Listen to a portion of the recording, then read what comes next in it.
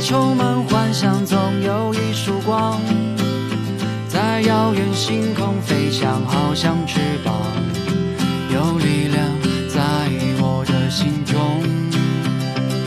成长。站在山顶上，想飞向那个地方，能扶摇直上，在浩瀚宇宙翱翔，插上翅膀，能飞向那个有你的地方。Honey， 趁我们都还年轻，穿越1万光年的距离，与你相聚，爱上你是我的命，爱上你快如流星，绝不放弃。Honey， 趁我们都还年轻，能看清生命中的陷阱，与梦同行，在一起勇敢破冰，登上最高的山顶，山顶。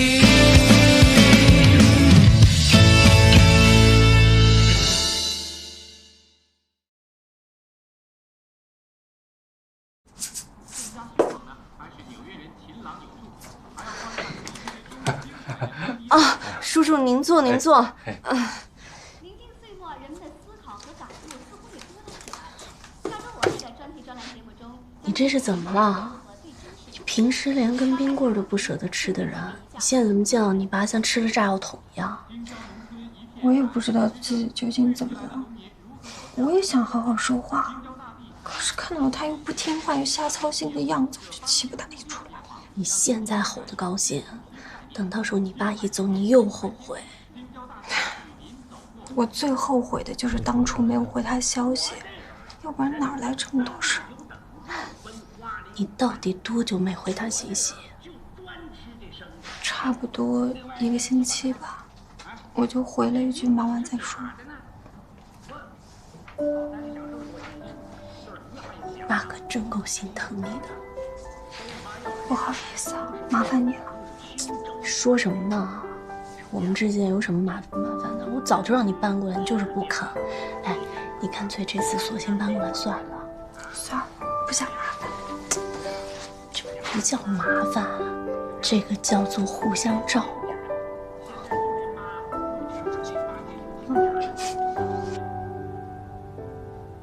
爸，你赶紧睡，火车折腾一天了。明天早上我带你吃北京特色早餐啊！好，你知道吗？明天早上一定要等我叫你，你再起来，别一大早就起来，行吗？赶紧睡，赶紧睡啊！你也早点睡。哎，我们工作是要养足精神、睡足觉的，你赶紧睡吧啊！啊，对，那个水杯是给你留的，放了一缸水。行啊，快睡吧，快睡吧。你早点睡。好。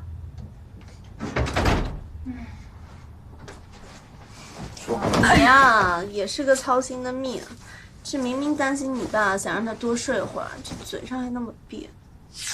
没办法啊，如果不这样连下带骗的，他肯定明天一大早起来给你拖地、刷碗、洗厕所。他那也是心疼你。是，但是你想想，我起来就看到他蹲在那里刷地，我是什么心情？子女难为。所以啊，你说我能不着急上火吗？那你工作的事怎么样了？所有人都在赶进度，过几天新媒体那边的人就来了，也不知道什么局势，焦虑啊。那这样，你呢就先好好的工作，我明天就去请假，然后陪你爸在北京好好逛逛，等到周末你再好好陪他。这太麻烦你了吧？打住啊！绚丽，哎呀，行了，我不好谁好啊？睡觉啊，睡觉。哎呀，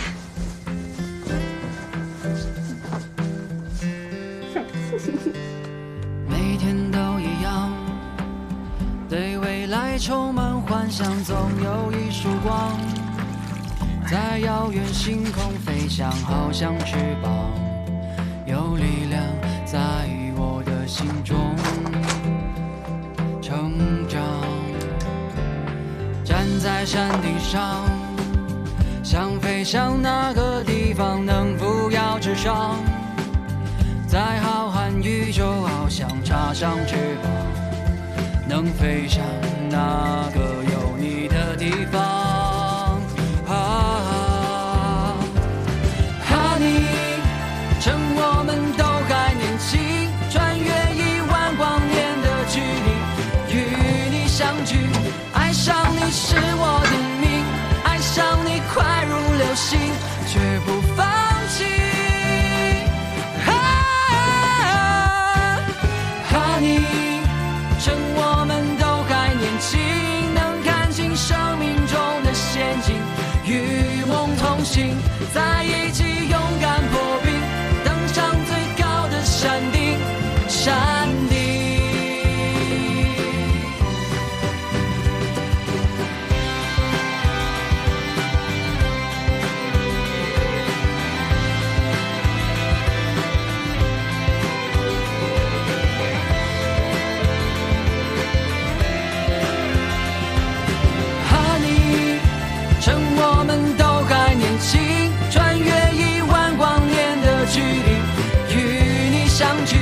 爱上你是我的命，爱上你快如流星，却不放弃。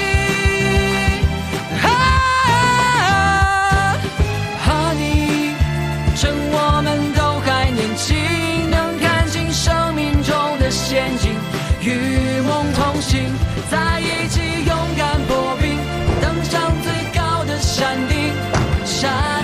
嗨，CC，你好。哎，洋洋，你来的正好，我给你介绍，这位是……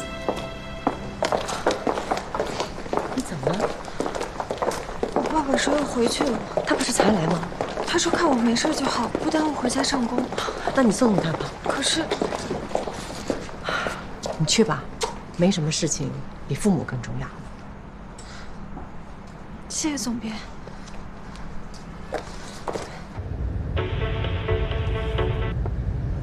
哎，洋洋，怎么了？伟聪，我爸要回家了，他一个人去了车站，你赶紧帮我拦住他。啊？哦，我知道了，我现在离车站近，我马上过去。你放心，别着急，我一定帮你把伯父拦下来。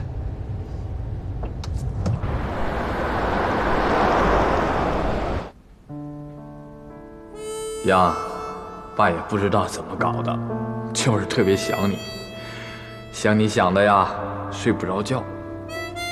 对不起啊，爸爸给你添麻烦了。你总说爸爸不省心，总说爸爸骗你。爸爸老了，爸爸没本事，爸爸哪里骗得了你？你说你有好好吃饭，你说你吃得好，住得好，爸爸也怕你骗爸爸呀。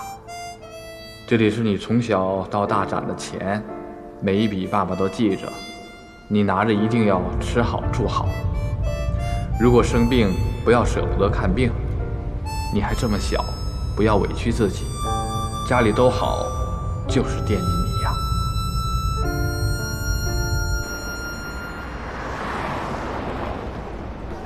推道入户，持临时身份证的旅客，请走人工通道。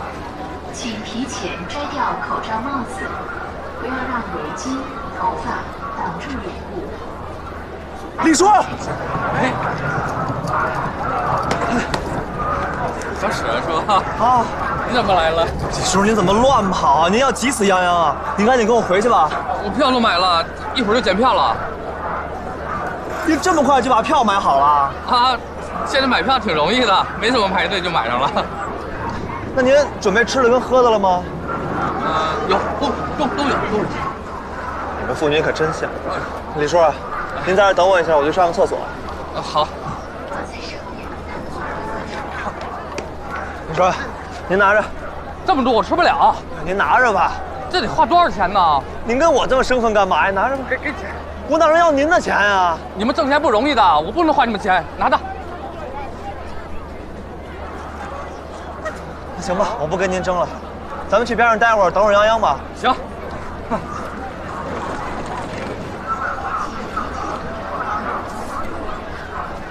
要不你上班去吧，别管我了，我一会儿就走。你说我没事，您甭管我。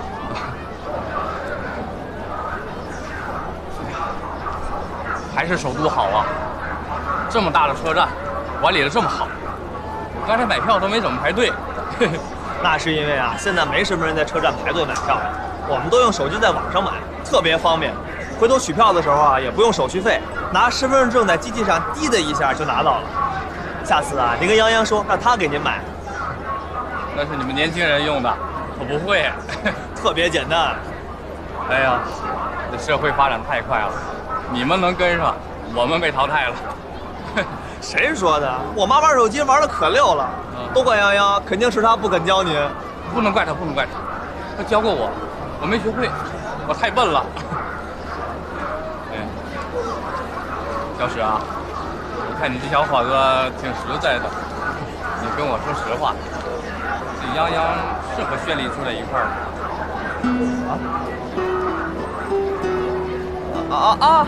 对啊，他们俩一直住一起呢。他呀，总是报喜不报忧，什么都说好，有钱就寄给家里。可我看人家的孩子也上班了，也挣钱了，可有的连给自己买衣服、买化妆品的钱都不够用。唉，每次春节回家呀，来来回回的就那几件衣服，我又不能问，我一问呐，他噼里啪啦的跟我说上一下午，嘿，把我都说糊涂了，我也不知道他说的是真的还是假的。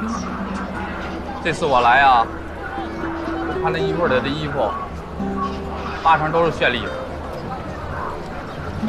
我就想啊，这一个女孩子家，在外边舍不得吃，舍不得穿，唉，小史，你跟我说实话，丫头过得到底过得怎么样？他过得呀，特别好。您是不知道，他可神气了。泱泱在他们单位那都是横着走，而且他现在还是我跟舒晨的老大，使唤我们俩使唤的可溜了。我们还不能反抗，谁让客户是上帝呢？您啊是关心则乱，泱泱她不像绚丽喜欢那些花里胡哨的，她朴实，这点随您。我看网上说要是生了女儿啊，从女儿出生的那一刻起，爸爸就从君王变成了马前卒，哪怕到了80岁，只要女儿哭了，就是拿着拐杖也得出去跟人拼命。这说的可不就是您吗？您说泱泱都多大了，您还这么放心不下？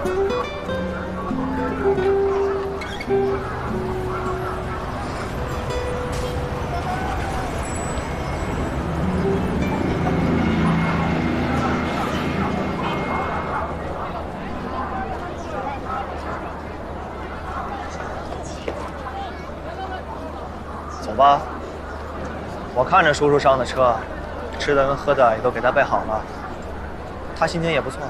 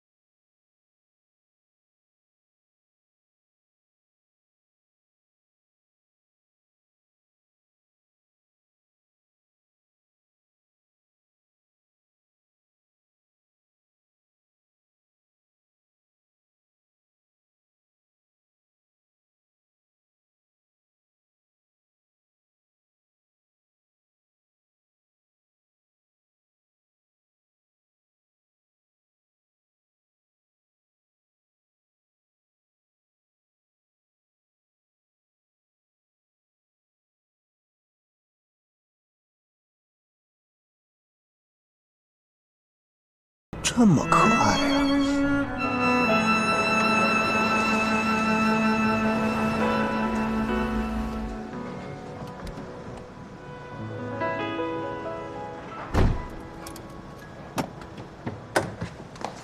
洋洋，这几天你先住炫丽那儿，你东西我刚给你搬过去，来不及倒腾了。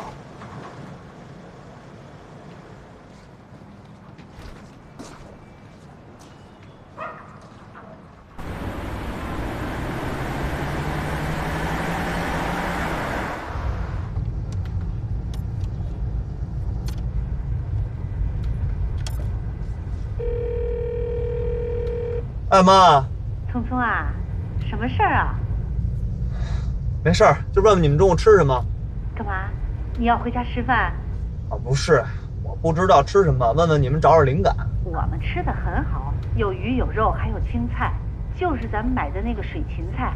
水芹菜炒豆干，再炝上点黄牛肉，那味道特别好。哎呦，行了行了行，您甭说了，您再说食谱都说出来了。这么着，我晚上回家吃饭，您给我炒一个吧。啊，好好好，挂了啊。背着我吃这么好，看我给你一个闪电突击！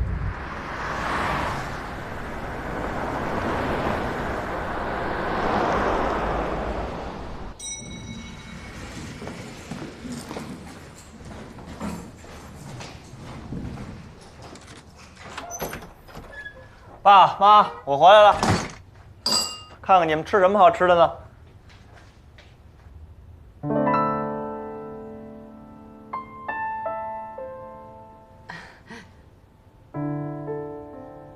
你这孩子，你回来怎么不说一声啊？我这也没准备什么菜，你还骗我说你不回来了？你这跟我玩游击战呢？别磨蹭了，赶紧给儿子弄俩菜去啊！行行行。妈，我不在的时候，你们就吃这个？哎，没有，我今儿不懒得做了吗？我跟你爸一商量，我们俩说喝点粥就不弄菜了，是不是？咱平常中午都弄菜，是不是？就今儿妈犯懒了，所以没弄。是。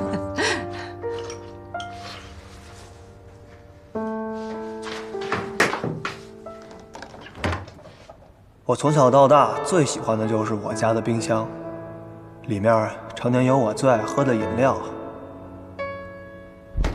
有我的朋友们来的时候最喜欢吃的雪糕。无论我什么时候回家，我妈都会跟我说：“儿子，想吃什么妈给你做。”我们家的冰箱真的非常神奇，里面什么都有。但是我到今天才发现，原来里面就是没有我妈自己的东西。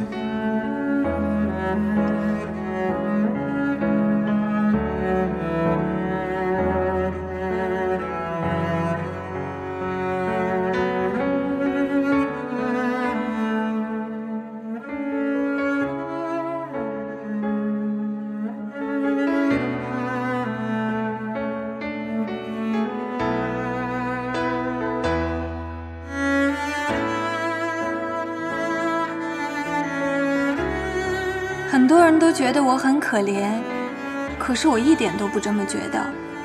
我爸爸很疼我，虽然在北京这样的大城市里，我爸爸能给我的东西很少，但是我爸爸像其他爸爸一样，总是把最好的东西都给我。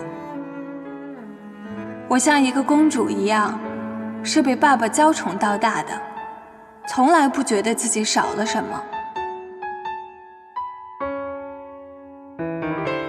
是从什么时候起，我突然发现自己跟其他人不一样呢？好像是那个夏天，我们因为一时兴起逃课去看海，一起被记过。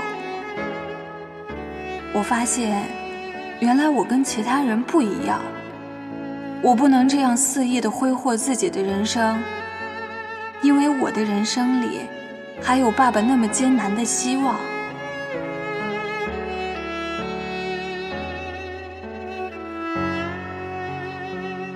他送我出来，不是为了让我见世面，而是让我不要回去。所以我决定，在成功在北京立足，把爸爸妈妈接过来享福之前，我什么都不要。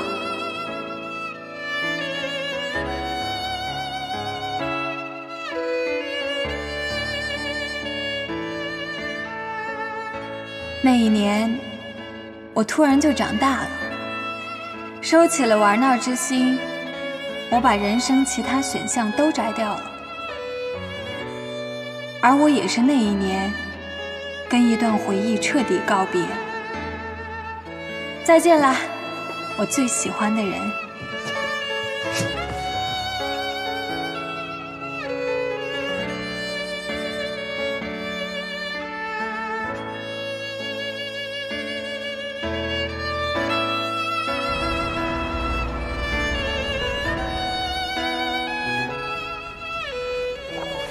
舒晨，为什么这么突然就把你离职的得力干将给我了？有一些不能说的原因，不过您放心，他的能力一定是没问题。这个我相信。不过，你们公司的事儿我也略有耳闻。他已经得到惩罚，他知道错了。如果您愿意再给他一次机会，您可以给他一些低一点的职务，这样，您亲自审查他的人品和能力，到时候您再做定夺。明白了，舒晨，你这么善良，在商场上会吃亏的。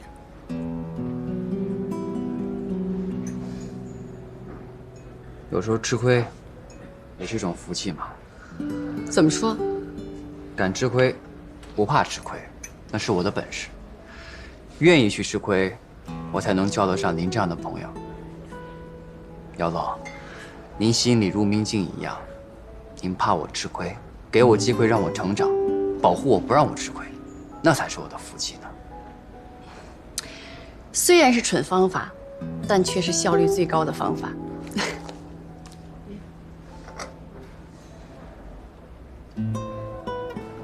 哎，舒晨，你是在拍我马屁吧？你这反应真够慢的。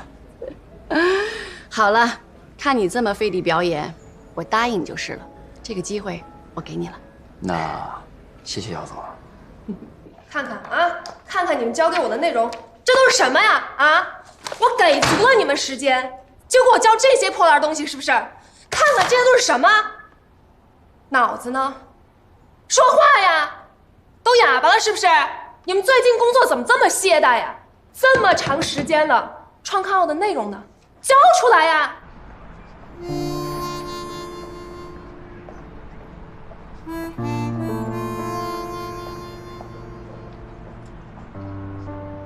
合并的事情不顺利吗？谢谢啊。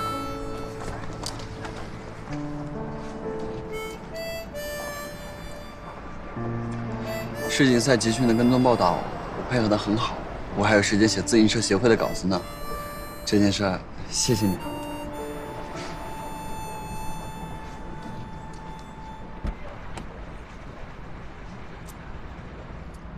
他们怎么会来？有古怪。谢谢你的冰激凌。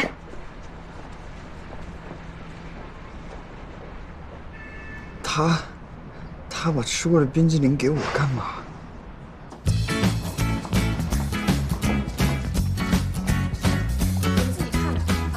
自己看看你们手里边的东西，这东西自己看一看，这种东西能交上来吗？这样下去也不是办法。你们去做你们擅长的事儿，我就做我擅长的事儿。我们擅长什么事儿？快去把伯曼公关为什么来环球的事情打听清楚，事无巨细来干什么，为什么来和什么人接触，全部都打听清楚。好呀，李洋洋，你是在说我包打听爱八卦是吗？哦，显摆就你一个主编专业过关，就你一个人能保住自己的杂志是不是？我现在去找张总编取经。我们几个这么多天连创刊号的内容都没搞懂，你说像这种送上门去挨骂的事情，是不是我这种皮糙肉厚的最适合呢？那一会儿你办公室见。你们先喝点咖啡休息一会儿，待会儿继续开会。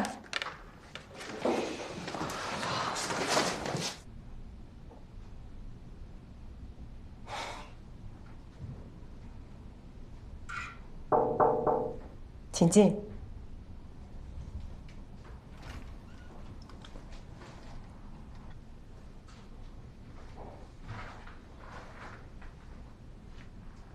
总编，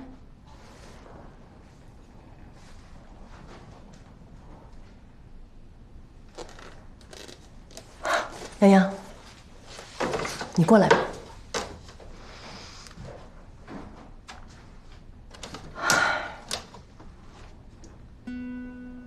时间真的过得太快了，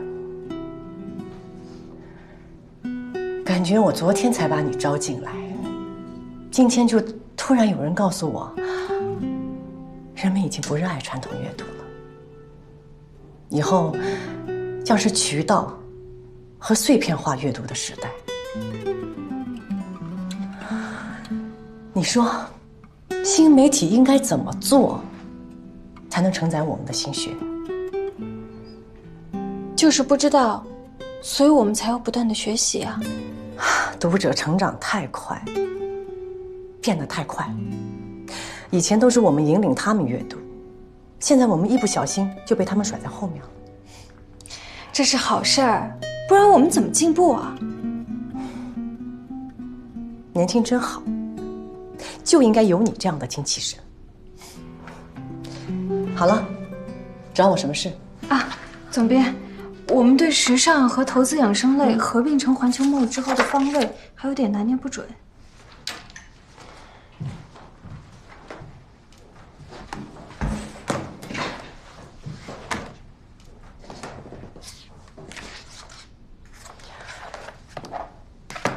我觉得你们还是没有跳出以往的思路。时尚以前的定位是年轻有态度的女性，投资养生类的定位呢，更是以30岁以上的男性群体和老年人为主。那既然我们现在已经统一定位为具有一定消费能力的女性之后，你们是不是应该把投资这部分转变为如何为初级具备经济实力的女性指导具有参考价值的储蓄增值型？那养生这部分就更容易了。一个家庭中最关注健康的人是谁？家庭中最关注健康的人是谁？母亲。这种对于健康的态度会直接影响到下一代，特别是现在的女性白领，讲究的是健康瘦和健康美。所以，对于养生这一块，我们应该重点转变为妈妈以及有竞争力的女性白领。你这样一说就很清晰了。那我们创刊号不如做一个特辑，把能够涵盖在内的各行各业风向标的女性领导者做一个专访，每一个人提炼出一个定义。大家可以看一下，这些呢就是我们经过挑选后找到的现阶段风头正热的几个人物。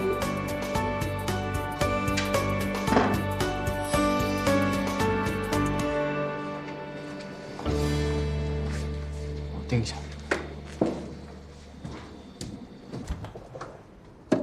怎么了？来，喝点饮料。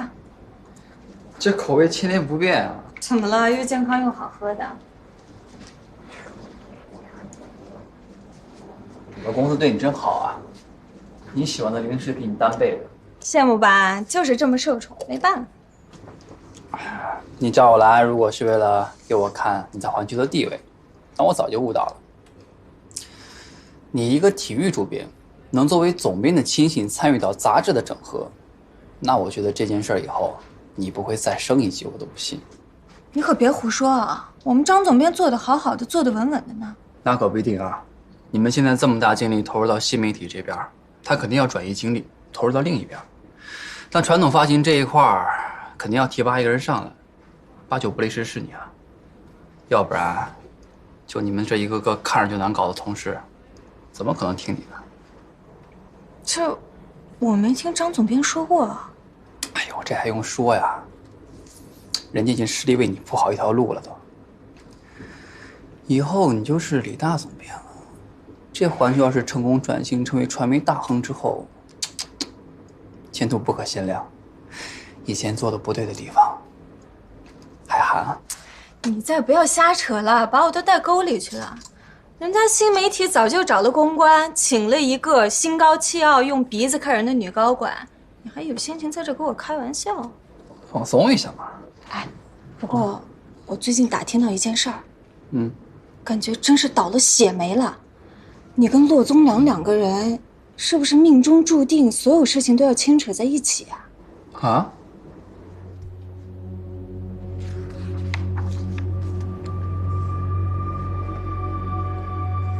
设想很好，如果你真的能做得到，这一次我们注定赢了。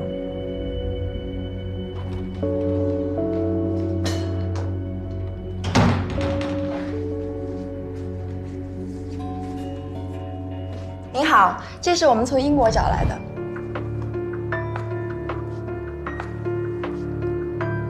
什么？骆宗良不仅接下了2个新媒体公关，而且他之后要大力推广的2个媒体 APP， 是他从英国引进购买的版权，他还要做中国版本。这样的话，新媒体之后会加大规模到新品的推广上，所以他们的新品发布会注定会比我们的创刊号发布会规模更大、资金更多、噱头也更多了。罗宗良究竟想干什么呢？做公关而已。为什么要插手客户的业务？就为了恶心我打败费雷吗？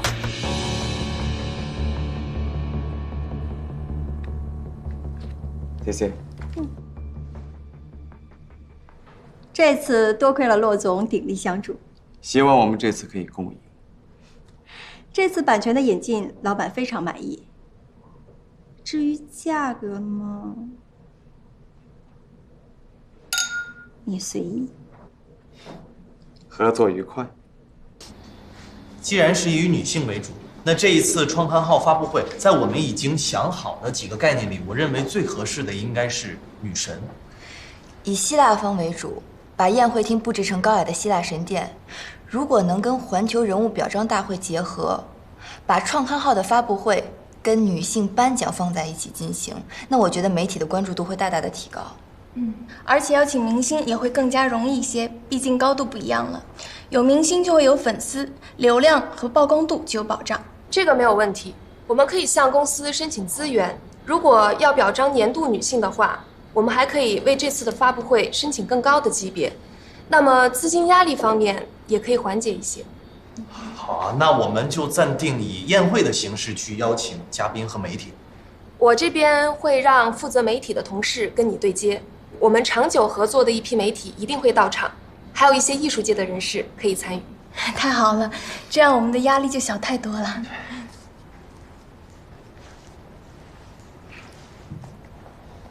这次咱风光踏足时尚界，以后说出去那可就都不一样了。对呀，跟环球这样的大公司合作，完全不用担心资源问题，全部自备。樊总，以后这样的活多一点就好了。这天底下哪有免费的午餐呀？你们知道这次环球新媒体那边是谁负责吗？不会吧？这回不会又是？不会又是博曼吧？骆宗良这是跟您杠上了吗？之前呢是同类型品牌竞争，现在是同公司内部竞争。而且从各个方面来看，我们注定是给别人铺路的那一方。什么？为什么呀？新媒体那边需要时间开发软件，我们比他们提早半个月打响头一棒。太过分了！索性就找同一家公司做嘛，为什么要我们为他们铺路啊？因为博曼拒绝为传统媒体这边做。说白了，就是博曼拒绝之后，才找的我们。该不会咱们接了以后，博曼再转头答应？理由呢？我不知道，反正他们就是跟咱们杠上。接下来这个案子不好做呀，吃力不讨好，所以今天在这儿，我以茶代酒，先谢谢各位的努力。等这个案子做完之后，每人一个大红包，团建旅行，想去哪儿就去哪儿。我现在心里冰火两重天，不知道应该欢呼好，还是叹气好。我呀，恨不得现在眼睛一闭一睁就已经在旅行了。唉，接下来的日子难熬啊。你说咱这做得好，是帮伯曼造势；做不好呢，等伯曼打咱们脸，这以后让我们怎么做呀？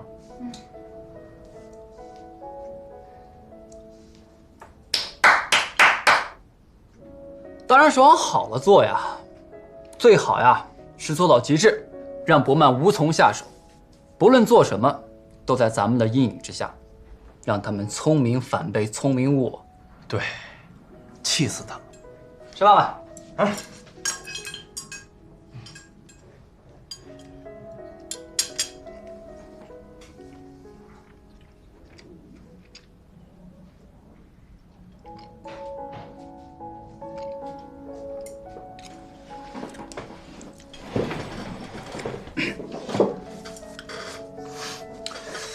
那个，上次电脑案才刚过去，这又跟伯曼对上了，习惯吗？倒也没什么特别的感觉，就是还挺好奇他们能做出什么样的案子的。你这话说的我这儿好疼啊！为什么？你好奇伯曼能做出什么样的案子，你就不好奇我能做出什么样的案子？我是你的组员，你能做出什么案子，我还能不知道呀？这胆子越来越大了，敢当面对一领导啊？我哪敢对领导呀？拜托，这策划案是我写的，宴会草图也是我画的，明明是领导看不上我们这些小下属。来来来，把你的策划拿出来，我告诉你什么叫专业的。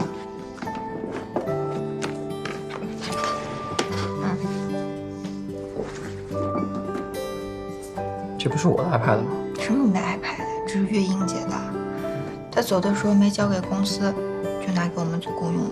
哦，来看一下。也不知道月英姐现在在干什么。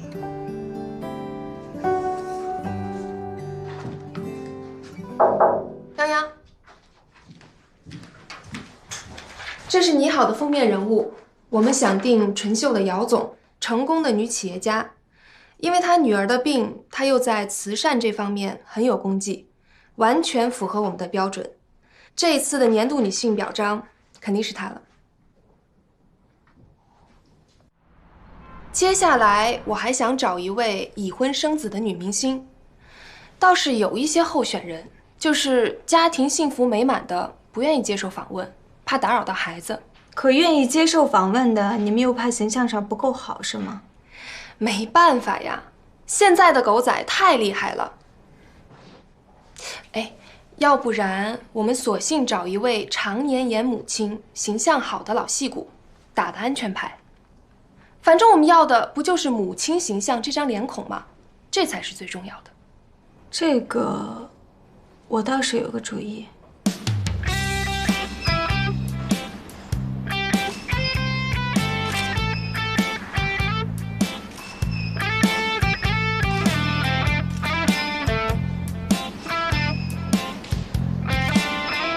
实在是服你了，李洋洋，你哪儿找的这么像妈妈的妈妈？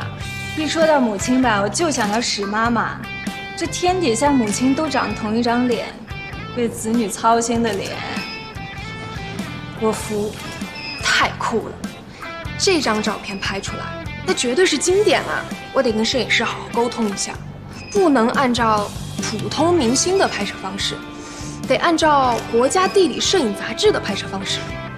对，我跟他说一声啊。那个摄影师啊，我跟你说啊，这照片得……你们可真能折腾，就我妈也能上封面啊！哎，为什么母亲不能上封面？她才是最值得被纪念、被赞美的人。只是啊，现在我们都太容易得到母爱，所以才会忽略这份伟大。你想想，咱们在高中作文里经常提到母爱的伟大，但是进入社会以后，你有想过妈妈的伟大吗？我错了，我错了，洋洋姐，跟你比，我真是太惭愧了。傻子，身在福中不知福。走，咱们带你妈聊会儿天，让她放松一下。走。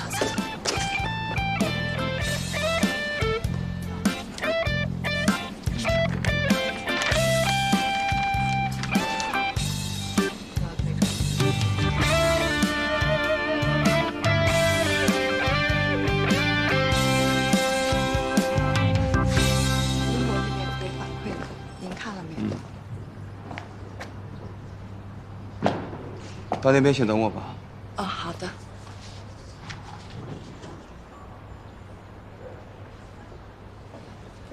哎呦，这就是你们创刊号的内容啊，好寒酸啊！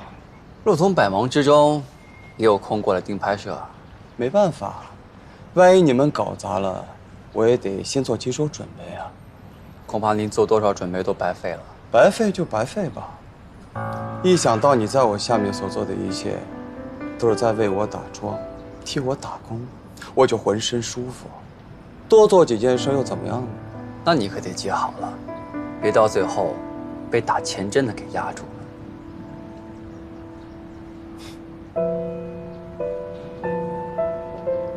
樊书晨，你敢不敢跟我打个赌？我们就拿环球这个案子做赌注，你赢我，我就回澳大利亚，再也不出现在你面前。如果我赢了你，你就立刻离开菲林，再也别出现在我面前。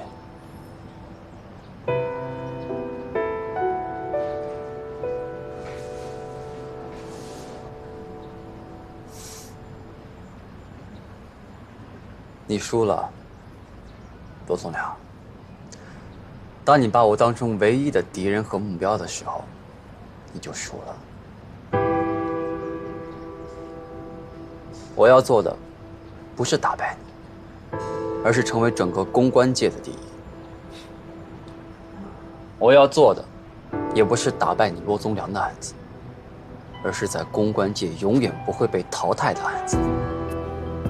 如果你的目的和目标就是追在我的后面要，那你大可试一试，看看我到底怕不怕。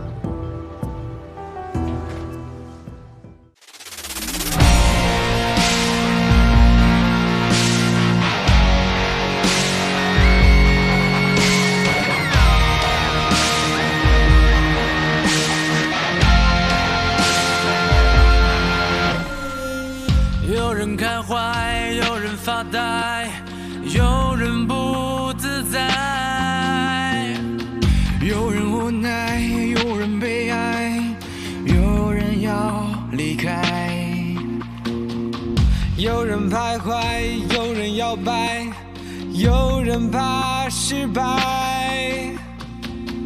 有人等待，有人澎湃，有人飞起来。应该把今天写在我的人生履历上，等明天的光芒万丈，隐约浮现在月蓝之上。我要我的人生和谁都不一样，我要通过我的努力，可以追风逐浪。别告诉我什么可以，什么不可以，什么手可以决胜千里。你是你，我是我，每个人只代表他自己。别怀疑我的明天，我的路会通向哪里？决定出发的那一刻，我只需相信我自己。我的时代，我可以。